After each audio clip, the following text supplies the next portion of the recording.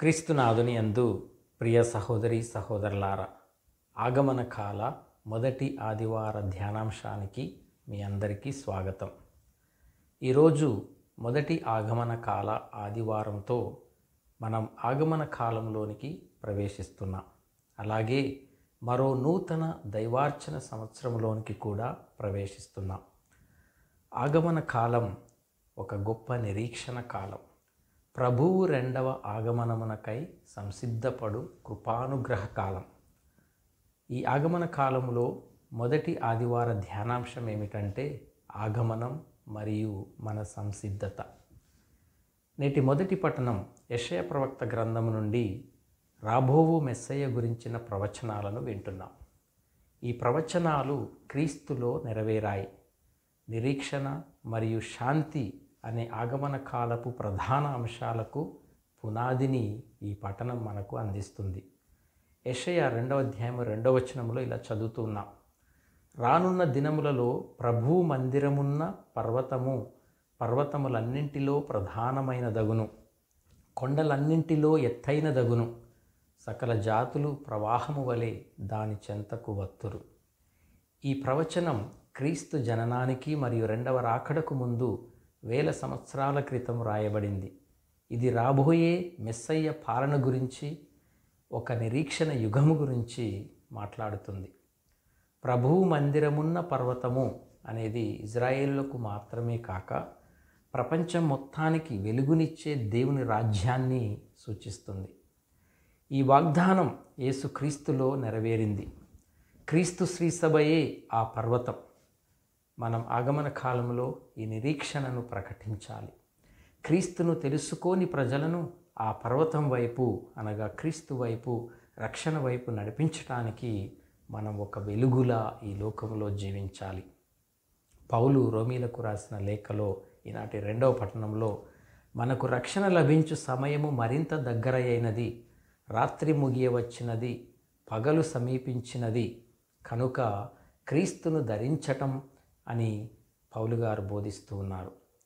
ఆగమన కాలపు ముఖ్య ధ్యానాంశంలైన మెలకువ, సంసిద్ధత మరియు క్రీస్తును ధరించటం గురించి నేటి పఠనంలో పౌలు గారు బోధిస్తూ ఉన్నారు.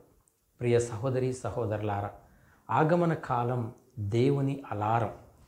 మనం ఇంకెంత మాత్రము ఆధ్యాత్మిక నిద్రలో ఉండకూడదు. క్రీస్తు రెండవ రాకడ తలుపు తడుతుంది కనుక మనం దేవుని వెలుగులో నడవాలి. చీకటి క్రియలను మానివేసి ప్రభువైన యేసుక్రీస్తును మన వస్త్రముగా, ఆయుధముగా ధరించాలి. అప్పుడే క్రీస్తు రెండవ రాకడ మనకు తీర్పు దినము కాకుండా నిరీక్షణ దినముగా మారుతుంది. ప్రియ సహోదరి సహోదరులారా, ఆగమన కాలం యొక్క సారాంశం ఏమిటంటే క్రీస్తు మొదటి రాకడను అనగా మన రక్షణ కొరకు క్రీస్తు రక్షకుడై పుట్టిన రోజును జ్ఞాపకం చేసుకొని క్రిస్మస్ పండుగకు సిద్ధపడుతూ క్రీస్తు రెండవ రాకడ కొరకై సిద్ధపడి వేచి ఉండటం. ఈ విధంగా ఆగమన కాలంలో గతములో క్రీస్తు యొక్క ఆగమనం అనగా బెత్లెహేములో క్రీస్తు జననాన్ని ఒక జ్ఞాపకంగా, అలాగే భవిష్యత్తులో క్రీస్తు ఆగమనం అనగా మహిమతో క్రీస్తు యొక్క రెండవ రాకడ లేదా తీర్పును నిరీక్షణగా మనం ధ్యానిస్తూ ఉన్నాం. అయితే మన 3వ అంశాన్ని కూడా ఈ ఆగమన కాలంలో ధ్యానించాలి. అదేమిటంటే ప్రతిరోజు మన జీవితంలోనూ మరియు తోటివారి జీవితంలోనూ జరిగే క్రీస్తు ఆగమనం, క్రీస్తు యొక్క రాకడ. ఈ వర్తమాన క్రీస్తు ఆగమనాన్ని ప్రేమపూర్వక చర్యలతో, పనులతో మనం జీవించాలి. మనం క్రీస్తు రాక కోసం సిద్ధపడేటప్పుడు వారు ఇప్పటికే పేదలలో, బాధపడువారిలో, మన పొరుగువారిలో ఉన్నారని గుర్తించి వారికి సేవ చేయటం ద్వారా వారిని మన అనుదిన జీవితాలలోనికి ఆహ్వానించాలి. కాబట్టి ప్రియ సహోదరి సహోదరులారా, ఈ ఆగమన కాలంలో ఈ 3 అంశాలను తప్పనిసరిగా ధ్యానిస్తూ తద్వారా ఈ లోకములోనికి క్రీస్తు రాకను, ఆగమనమును అర్థము చేసుకొని దానికి అనుగుణంగా మన జీవితాలను విశ్వాసంలో జీవించడానికి ప్రయత్నం చేద్దాం. ఆగమనం అంటే ఏమిటి? ప్రియ సహోదరి సహోదరులారా, ఆగమనం అంటే తిరిగి రావటం. మన రక్షణార్థమై యేసుక్రీస్తు ఈ భూమిపైకి వచ్చారు. పాప ప్రక్షాళనము గావించి పరలోక ద్వారాలను మన కోసం తెరిచారు. రక్షణ పొందుటకై పరలోకానికి ప్రేమ మార్గాన్ని చూపారు. అలాగే నేను మరలా తిరిగి వస్తాను అని వాగ్దానం చేసి ఉన్నారు. కనుక క్రీస్తు మరణమును ఉత్థానమును ప్రకటిస్తూ మారు మనస్సు పొంది నూతన జీవితమును జీవిస్తూ ప్రభు రాకకై ఎదురు చూడటమే మన క్రైస్తవ విశ్వాస జీవితం. కనుక ఆగమన కాలం క్రీస్తు మన జీవితాల్లోనికి రావాలని ఎదురు చూసే నిరీక్షణ కాలం. నిరీక్షణ అంటే గుడ్డిగా ఎదురు చూడటం కాదు, మంచి క్రియలతో లేదా క్రిస్తానుసరణతో కూడిన నిరీక్షణ అయి ఉండాలి. మన ప్రస్తుత జీవితంలోనే యేసు రెండవ రాకడ సిద్ధపాటును ప్రతిబింబిస్తూ ప్రేమ, న్యాయం, శాంతి, సమాధానము కలిగి మనందరం కూడా జీవించాలి. మరి ఈ నిరీక్షణ లేదా ఆగమన కాలమును మనం ఎలా పరిపూర్ణముగా జీవించాలి? దీనికై ఈ ఆగమన కాలంలో మనము చేయవలసిన 2 ప్రధాన కార్యాలు ఏమిటంటే, 1 మెలకువతో ఉండటం, 2 సంసిద్ధతను కలిగి ఉండటం. మొదటిగా మెలకువతో ఉండటం. క్రీస్తు రెండవ రాకడ అనూహ్యమైన గడియలో వచ్చును అని మత్తయి సువార్తలో వింటున్నాం. ప్రియ సహోదరి సహోదరులారా, మత్తయి సువార్తికుడు మనకు 3 సంఘటనలను గుర్తుకు చేస్తూ ఉన్నాడు. 1 నోవా దినములందు వచ్చిన ప్రళయం. ప్రజలు ధర్మమును నీతిని మరచి తినుచు త్రాగుచు వివాహములాడుచు విచ్చలవిడి జీవితమును జీవించుచున్నప్పుడు ప్రళయం సంభవించింది. అలాగే మనుష్యులు ఊహించని దినమునందు ప్రభు రెండవ రాకడ వచ్చును అని మత్తయి సువార్తలో వింటున్నాం. అంటే నోవా కాలంలో ప్రజలు నిర్లక్ష్యంతో కూడిన జీవితమును జీవించారు. కనుక వారి ప్రధాన పాపం నిర్లక్ష్యం మరియు ఆధ్యాత్మిక అంధత్వం. నోవా దేవుని వాక్యాన్ని ప్రకటించాడు, ఓడను నిర్మించాడు. అయినా ప్రజలు దేవుని హెచ్చరికను విస్మరించారు.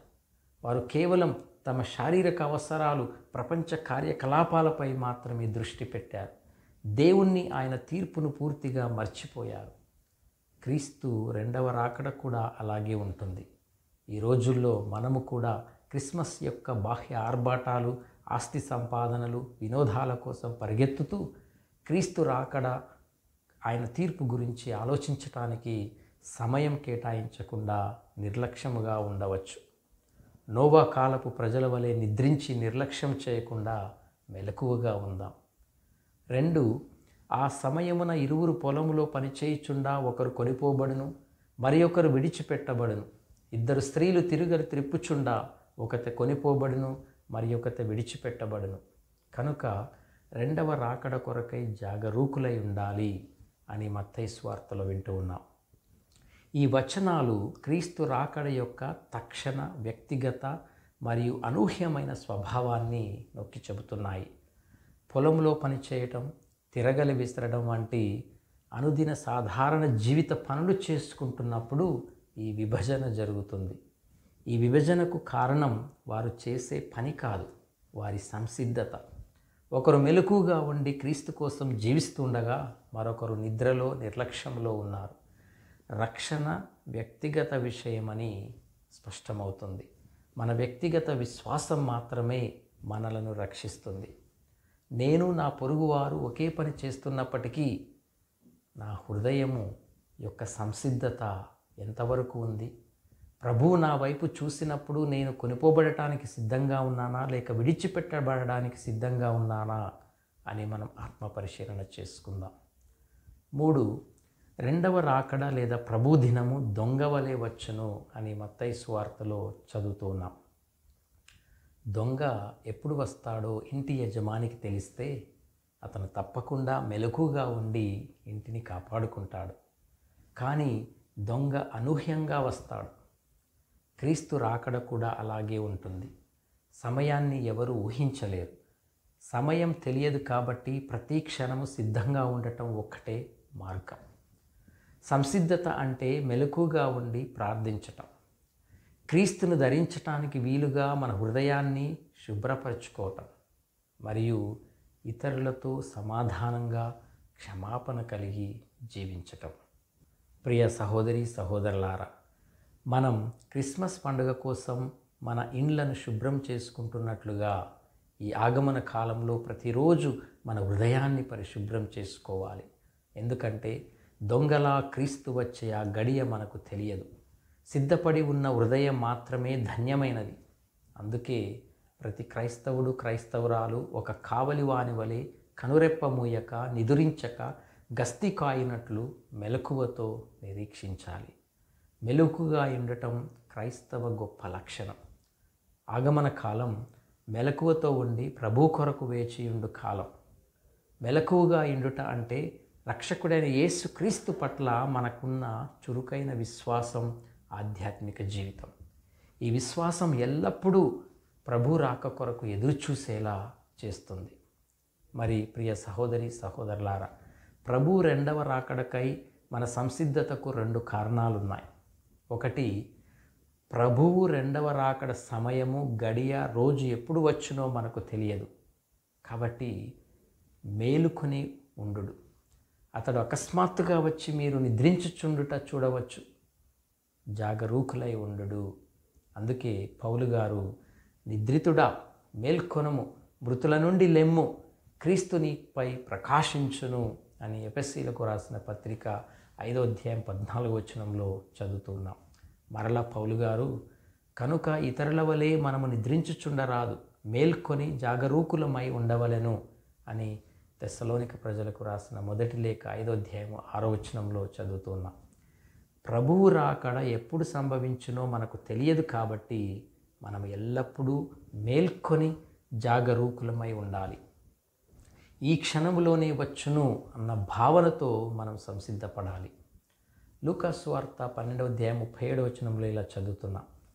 ఆయన వచ్చినప్పుడు మేల్కొని సిద్ధముగా ఉన్నవారు ధన్యులు.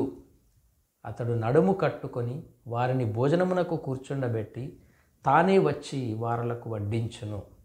అలాగే మత్తయి 25వ అధ్యాయంలో 10 మంది కన్యలు ఉపమానంలో సిద్ధముగా ఉన్నవారు ప్రభువు వెంట వెళ్ళారు. మిగతా వారికి తలుపులు మూసివేయబడ్డాయి. కనుక మెలకువతో ఉండు, ఆ రోజును ఆ గడియను మీరు ఎరుగరు అని చదువుతూ ఉన్నాం. 2, రోమీలకు రాసిన లేఖలో పౌలు చెప్పినట్లుగా నిద్ర నుండి మేల్కొనవలసిన సమయమైనది. ఇప్పుడు మనకు రక్షణ లభించు సమయము మరింత దగ్గర అయినది. కనుక చీకటికి చెందిన పనులను మనము మానివేయాలి.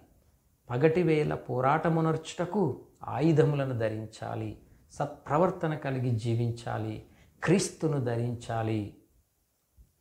ప్రియ సహోదరి సహోదరులారా, ప్రభువు దగ్గరలోనే ఉన్నాడు అని ఫిలిప్పీలకు రాసిన లేఖ 4వ అధ్యాయం 5వ వచనంలో చదువుతున్నాం. ఇక ఎంతో సమయము లేదు అని కొరింథీయులకు రాసిన మొదటి లేఖ 7వ అధ్యాయం 29వ వచనంలో చదువుతున్నాం. యాకోబు కూడా తన పత్రికలో ఓపికతో ఉండవలెను, ప్రభువు ఇచ్చేయు దినము సమీపించినది, కనుక ధైర్యంతో ఉండు అని చెబుతూ ఉన్నారు. 5వ అధ్యాయం 8వ వచనం. అన్నిటికీ తుది సమయము ఆసన్నమైనది, స్వబుద్ధి కలిగి మెలకువతో ప్రార్థన కలిగి ఉండవలెను అని పేతురు తన మొదటి లేఖ 4వ అధ్యాయం 7వ వచనంలో తెలియజేస్తూ ఉన్నారు. ఇక ప్రియ సహోదరి సహోదరులారా, 2వ అంశం సంసిద్ధతను కలిగి ఉండటం. మన సంసిద్ధత అనేది ప్రార్థన, పవిత్ర జీవితం మరియు పశ్చాత్తాపం, క్షమాపణతో ఉండాలి. మొదటిగా ప్రార్థన. ప్రార్థన అంటే తనువు, మనస్సు, మన అంతఃకరణము భగవంతుని యందు లగ్నం చేసి ఉంచటం. ప్రార్థన అంటే ప్రభు ప్రేమ యందు బందీలై అనుదినము పాప పంకిలమును శుద్ధి కావించుకుంటూ మనస్సును, హృదయమును, ఆత్మ, శరీరములను మెరుగుపరుచుకోవటం. ప్రార్థనకు సోపానం పవిత్ర జీవితం. ప్రభువే స్వయంగా అప్రమత్తత గురించి ఇలా చెప్పారు.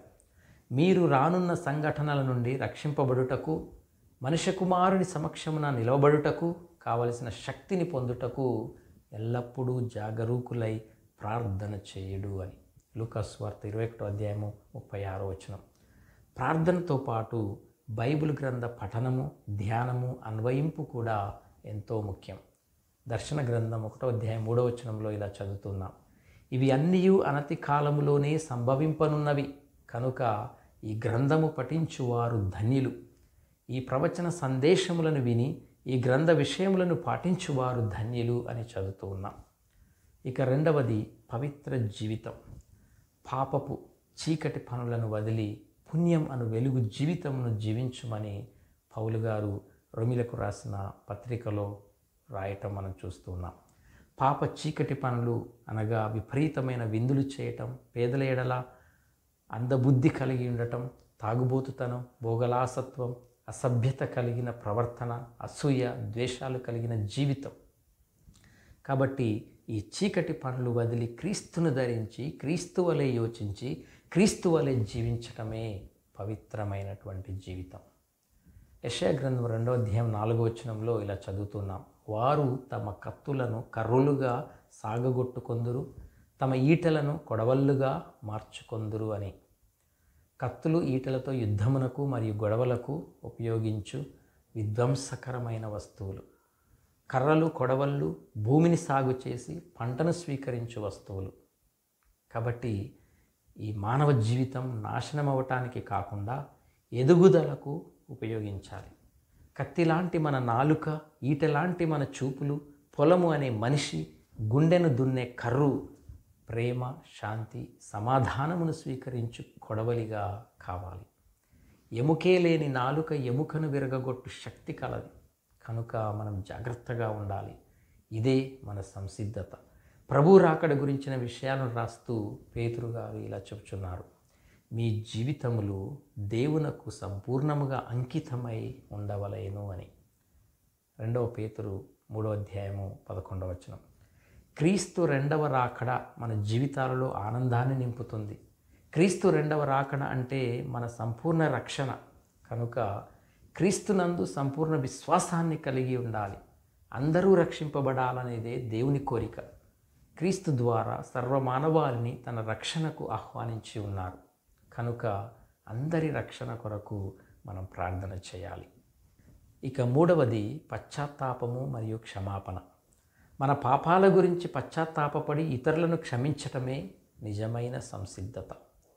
పశ్చాత్తాపం మరియు క్షమాపణ అనేవి ఆగమన కాలంలో క్రీస్తు రెండవ రాకడ కోసం సిద్ధపడటానికి కావలసిన అంతరంగిక మార్పుకు పునాదులు వంటివి. నిజమైన సంసిద్ధత కేవలం ఉపవాసం, ప్రార్థన లేదా క్రిస్మస్ అలంకరణలకే పరిమితం కాదు. ఇది మన హృదయ స్థితికి సంబంధించినటువంటిది. క్రీస్తు రాకడ కొరకు సిద్ధంగా ఉండటం అంటే మనం దేవునితో మరియు తోటి మానవులతో సమాధానంగా ఉండటం. పశ్చాత్తాపం అంటే కేవలం మనం చేసిన తప్పును ఒప్పుకోవటం మాత్రమే కాదు. ఇది అంతకన్నా లోతైనది. గ్రీకు పదంలో పశ్చాత్తాపాన్ని మెటనోయ అంటారు. అంటే మనస్సును మార్చుకోవటం. పాపం వైపు ఉన్న ప్రయాణాన్ని ఆపి దేవుని వైపు తిరిగి ప్రయాణాన్ని ప్రారంభించటం. నిజమైన పశ్చాత్తాపం దేవుని దృష్టిలో మనము చేసిన తప్పును నిజముగా గుర్తించటం. పాపం పట్ల నిజమైన పశ్చాత్తాపం దేవుణ్ణి బాధ పెట్టినందుకు కలిగే దుఃఖము మరియు విచారం. పాత చీకటి జీవితాన్ని విడిచిపెట్టి క్రీస్తును ధరించి కొత్త జీవితం జీవించటానికి నిర్ణయించుకోవటం. పశ్చాత్తాపం మన హృదయాన్ని క్రీస్తు జననానికి మరియు క్రీస్తు తీర్పుకు సిద్ధం చేస్తూ ఉంటుంది. పాప భారాన్ని దించుకోవటం ద్వారా మనం తేలికైన పరిశుద్ధమైన హృదయంతో ప్రభు రాక కోసం ఎదురు చూడగలం. మనం దేవునితో సమాధానపడిన తరువాత తోటి మానవులతో సమాధానంగా ఉండటమే క్షమాపణ. ప్రభు ప్రార్థన తరువాత యేసు క్షమాపణ గురించి స్పష్టంగా బోధించారు. మత్తయి సువార్త 6వ అధ్యాయం 14-15 వచనాలు. పరులు చేసిన దోషములను మీరు క్షమించిన ఎడల పరలోకమందలి మీ తండ్రి మీ దోషములను క్షమించును. పరులు చేసిన తప్పులను మీరు క్షమింపని ఎడల మీ తండ్రి మీ తప్పులను క్షమింపడు. సహోదరి సహోదరులారా, క్షమాపణ అంటే ఇతరులు మనకు చేసిన హానిని విడిచిపెట్టడం. మన హృదయంలోని ద్వేషం, పగ, అసూయ అనే చీకటి శక్తులను తీసివేయటం. తోటి వారితో ప్రేమ, శాంతి, సమాధానమును నెలకొల్పటం. పగ, ద్వేషాలు మన హృదయాన్ని కఠినతరం చేస్తాయి. క్రీస్తు రెండవ రాకడ తీర్పు దినము కాబట్టి ఆ రోజున దేవుని క్షమాపణను మనం పొందుకోవాలంటే మనం ఇతరులను ప్రేమతో క్షమించి పవిత్రత మరియు ప్రేమ అనే వస్త్రాలను ధరించి మనం సిద్ధంగా ఉండాలి. ప్రియ సహోదరి సహోదరులారా, పశ్చాత్తాపం మరియు క్షమాపణ అనేవి ఒకదానికొకటి వేరు చేయలేనివి. దేవుడు మనల్ని ఎంతగా క్షమించారో మనం గుర్తిస్తే ఇతరులను క్షమించటం మనకు అంత సులభమవుతుంది. మీరు క్రీస్తు కొరకు ఎదురు చూస్తున్నట్లయితే ముందుగా మీ మనస్సును మార్చుకోండి, పశ్చాత్తాపపడండి. ఆపై మీ పొరుగు వారితో సమాధానంగా ఉండండి, క్షమాపణ కలిగి జీవించండి. ఎందుకంటే మనందరము క్రీస్తు దగ్గరకు శత్రువులుగా కాదు, ప్రేమగల స్నేహితులుగా చేరుకోవాలి. ఇక ప్రియ సహోదరి సహోదరులారా, ఈ ఆగమన కాలంలో మనం సాధారణంగా ఎదుర్కొనే శోధనలు 2.